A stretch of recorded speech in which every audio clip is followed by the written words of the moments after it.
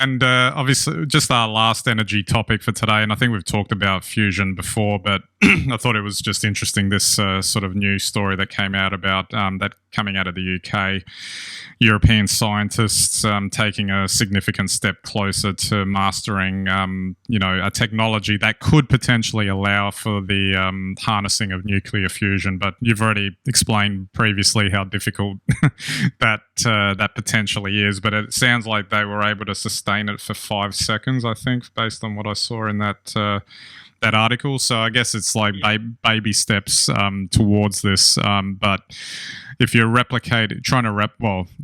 effectively trying to replicate what's happening in the sun. That's not exactly an easy technical challenge to overcome.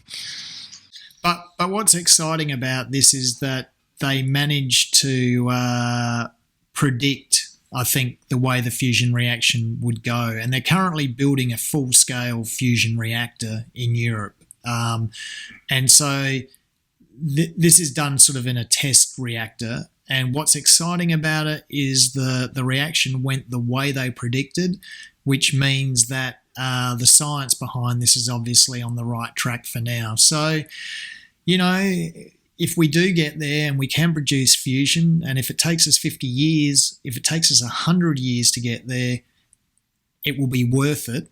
If it takes us 200 years to get there, it'll be worth it. So we're obviously starting off on the right foot, and, if we're lucky, maybe it'll take us 10. But this is a huge step forward, and this is the sort of technology that really will change the world and humanity.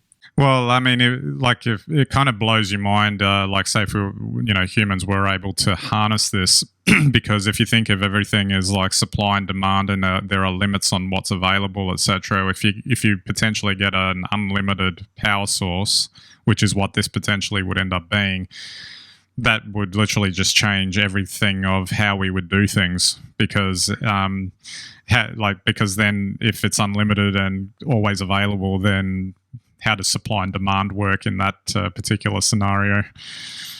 If we can crack that and we can harness the energy of fusion, then we're going straight to a Star Trek world.